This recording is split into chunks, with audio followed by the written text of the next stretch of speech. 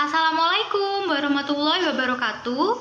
Perkenalkan, nama saya Ella Estewati Prasiwi Arsi, NIM 190311100098. Saya dari program studi Agroteknologi C. Video kali ini dibuat untuk memenuhi ujian akhir praktikum dari mata kuliah Manajemen Sumber Daya Lahan. Pada video ini saya akan menjelaskan materi mengenai erosivitas curah hujan. Baik, untuk selanjutnya silakan disimak penjelasan dari saya. Baik, untuk yang pertama, sebelum kita menelisik lebih jauh mengenai erosivitas curah hujan, alangkah lebih baiknya untuk kita mengetahui apa itu erosivitas curah hujan. Erosivitas curah hujan menunjukkan suatu kemampuan atau kapasitas hujan untuk menyebabkan erosi pada suatu tanah. Sebelumnya saya akan menjelaskan apa itu erosi. Erosi adalah proses pelepasan permukaan tanah melalui proses limpasan air, angin, es, dan juga beberapa penyebab geologis lainnya, termasuk gaya gravitasi yang menyebabkan daya tarik bumi secara perlahan. Jadi, erosivitas curah hujan adalah kemampuan hujan untuk menyebabkan erosi pada tanah. Curah hujan sendiri itu dapat digolongkan menjadi tiga. Yang pertama itu ada curah hujan harian.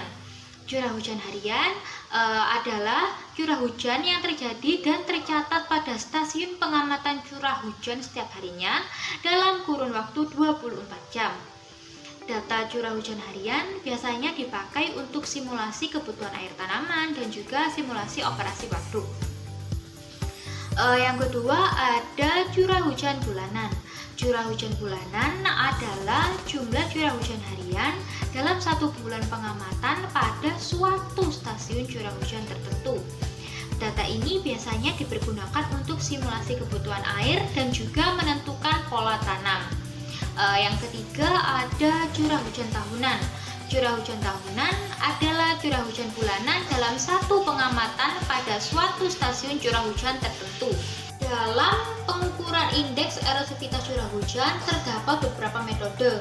Metode tersebut ada metode dari Pohls dan juga metode dari Utomo dan Langevin.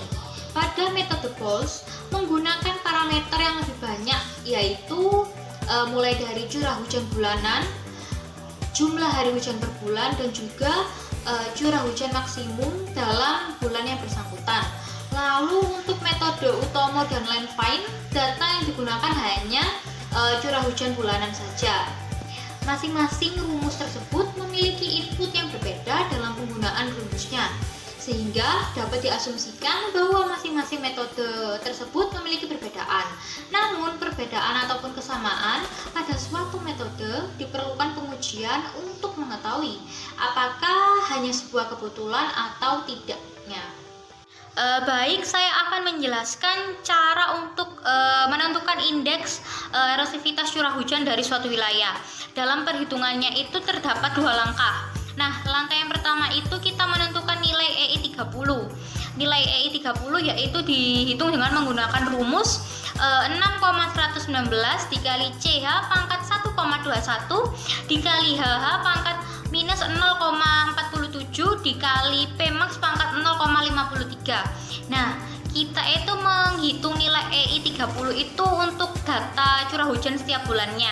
Jadi nanti itu terdapat nilai EI sebanyak 12. Lalu langkah yang kedua kita tuh menghitung nilai R. Nilai R ini didapatkan dengan rumus R sama dengan sigma 12 dengan I sama dengan 1 EI ke 30. Jadi nanti itu nilai EI 30 itu dijumlah semuanya lalu dibagi 12. Lalu nanti kita akan mendapatkan nilai R-nya. Baik, setelah saya menjelaskan mengenai pengertian dari faktor erosivitas curah hujan dan juga faktor-faktor penyebabnya, pada tabel tersebut terdapat data mengenai curah hujan dari wilayah Surabaya pada tahun 2021.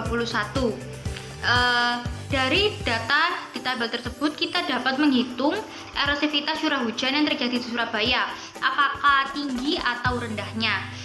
Dalam perhitungannya kita menggunakan rumus seperti yang telah saya jelaskan sebelumnya. Langkah pertama yang dilakukan ialah kita harus mencari nilai EI 30. Pada tabel tersebut terdapat data mengenai curah hujan, hari hujan, P-max dari bulan Januari hingga Desember, sehingga kita harus mencari nilai EI 30 dari bulan Januari hingga bulan Desember. Jadi langsung saja kita masukkan data mengenai curah hujan, hari hujan, dan P-max ke dalam rumus EI 30. Setelah kita mendapatkan nilai EI 30 dari bulan Januari hingga Desember, langsung saja kita mencari nilai R-nya. Mencari nilai R yaitu dengan menjumlahkan semua nilai EI 30 lalu membaginya dengan 12. 12 ini berasal dari bulan Januari hingga Desember, terdapat 12 bulan, sehingga hasilnya didapatkan 621,7725 cm per tahun. Nilai erosivitas yang tinggi dapat menyebabkan tingkat merusak tanah atau kita sebut erosi yang tinggi. Hal ini disebabkan oleh rintik hujan yang turun dapat merusak keadaan tanah. Dan aliran air hujan dapat membawa lapisan subur tanah sehingga dapat menurunkan fungsi tanah. Baik, saya akhiri penyampaian materi mengenai erosivitas curah hujan. Apabila terdapat salah pengucapan atau salah perbuatan, saya mohon maaf. Saya akhiri. Assalamualaikum warahmatullahi wabarakatuh.